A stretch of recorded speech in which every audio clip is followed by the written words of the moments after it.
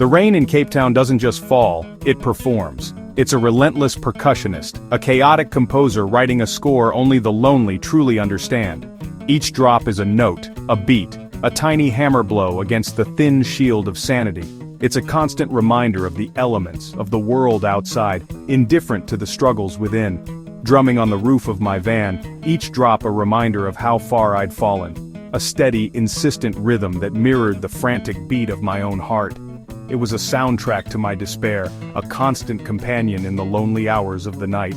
The city lights, blurred and distorted through the rain-streaked glass, seemed to mock my isolation, glittering promises just out of reach. My world had shrunk to a rusty van I called the Hopeful Tortoise. My home, my prison, my only shield against the storm, both literal and metaphorical. It was a cramped, uncomfortable space, filled with the ghosts of better days.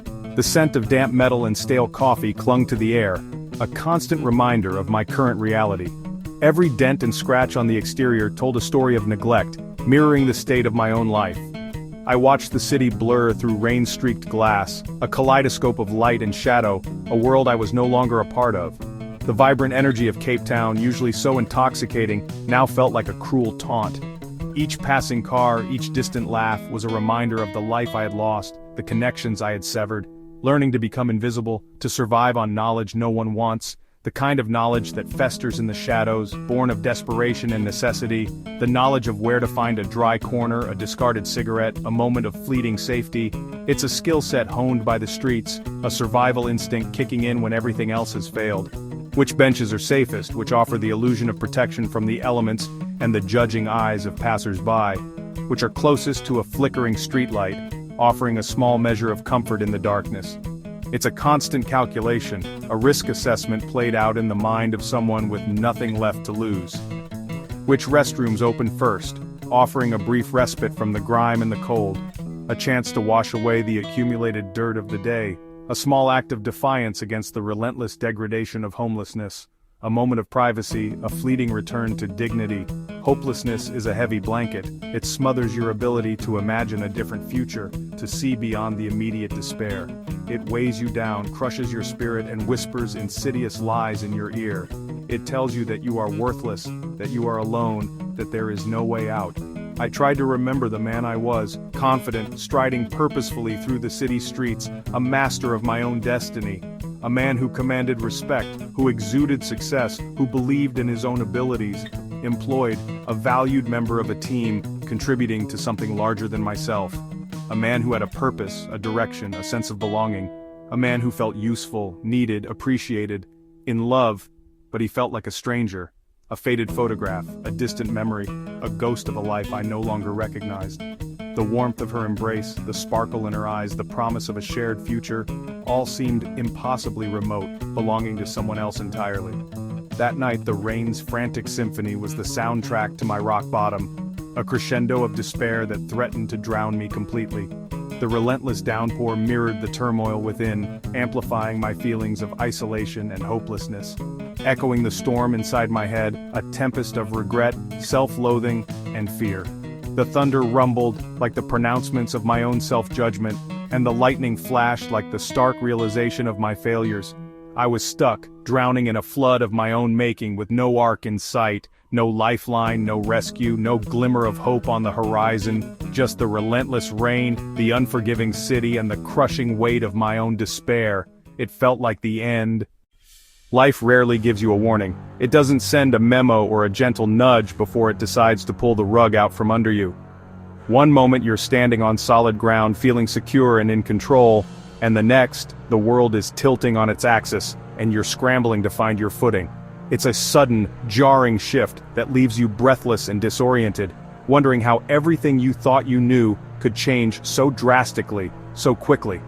My job, the one I poured my heart and soul into, the one that defined me for so long, vanished in a cold, calculated restructuring. It wasn't a performance issue or anything I could have controlled, just a line item on a spreadsheet, a casualty of corporate efficiency.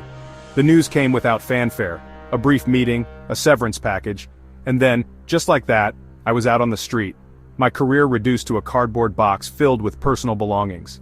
And as if that wasn't enough, my relationship, the bedrock of my emotional support, crumbled under the weight of the stress. The arguments became more frequent, the silences longer, and the connection that once felt unbreakable frayed and snapped. We were two ships passing in the night, no longer able to navigate the storm together. The breakup was messy, painful, and left me feeling utterly alone. With no job and no partner, I turned to friends, seeking temporary refuge on their couches. But their generosity, while appreciated, could only shelter me for so long. I was acutely aware of being a burden, of overstaying my welcome. The impermanence of it all was exhausting, a constant reminder of my precarious situation. Desperate and running out of options, I bought the van with my last bit of money, telling myself it was temporary, a stopgap measure until I could get back on my feet. It was an act of survival, a way to maintain some semblance of independence. I envisioned it as a short-term solution, a stepping stone to something better. But days turned to weeks, and the weeks bled into months. The van, initially a temporary fix, became my reality, my home, my prison. The romantic notion of van life quickly faded, replaced by the harsh realities of limited space, lack of privacy, and the constant struggle for basic necessities. Homelessness wasn't a dramatic cinematic fall from grace, it was a slow grinding slide, a gradual erosion of hope and self-worth. There was no single defining moment, just a series of small defeats that chipped away at my spirit. Each day was a battle for dignity, a constant search for normalcy in a world that seemed determined to strip it away. Finding a place to wash became a strategic operation, a carefully planned mission to maintain some semblance of hygiene. Scrounging for food was another daily challenge, a humbling experience that forced me to confront my vulnerability. Food banks became a lifeline, but the shame of needing them was a heavy burden to bear. And then there were the judgmental stares, the averted glances, the subtle but unmistakable signs of social rejection in strangers' eyes. It was a constant reminder that I was an outsider, an unwelcome presence in a world that valued success and stability. The worst part? The insidious way it warped my own perception of myself. I started to internalize the negativity, to see myself as a problem, not a person worthy of respect and compassion. The constant struggle had taken its toll, eroding my self-esteem and leaving me feeling broken and worthless. The bottom isn't a physical place you arrive at, it's a state of mind, a dark and desolate landscape you slowly sink into, where hope flickers and the will to fight fades. It's a place where you question everything, including your own worth. When you've lost everything, there's a strange clarity.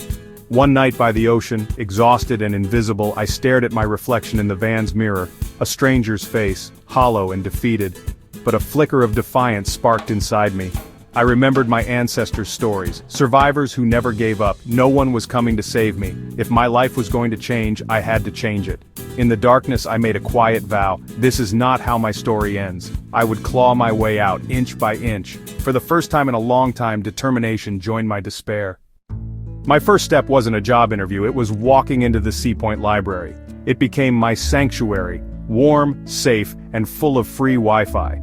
I devoured books and tutorials on entrepreneurship, digital marketing, and content creation.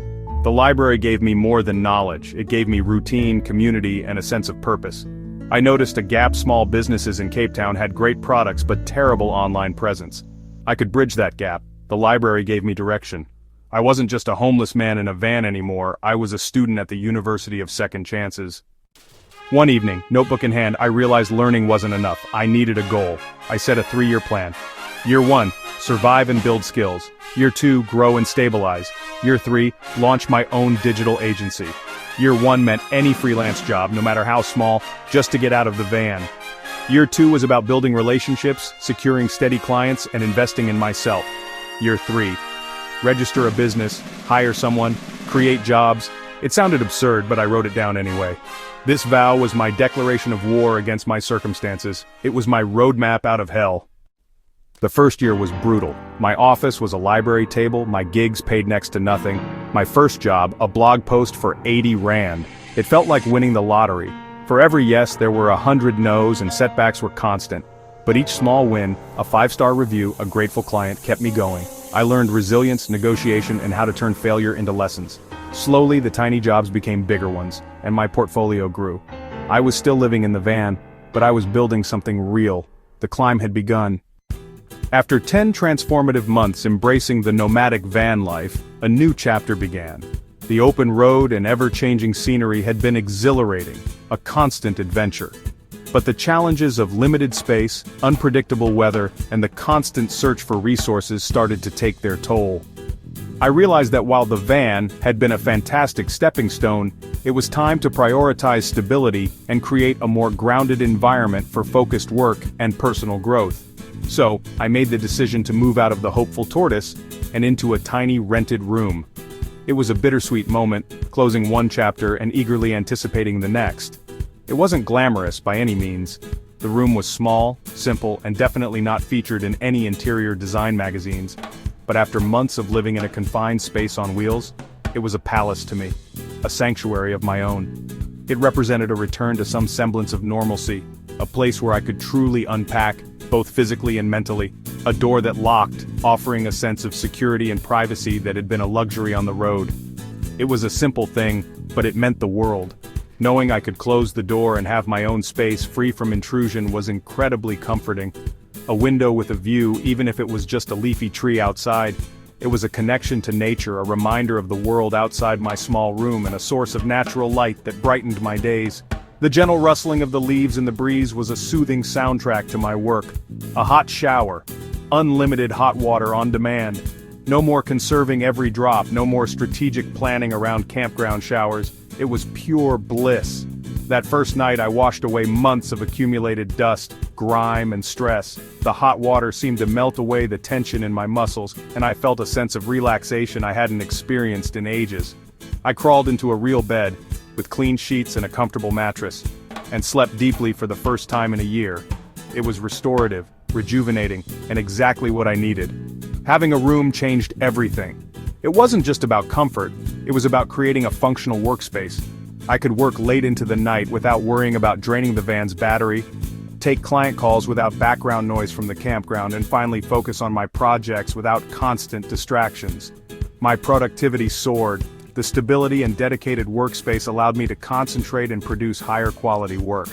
And as my productivity increased, so did my confidence. I felt more in control of my life and my business. I started landing better clients, projects that were more challenging and rewarding.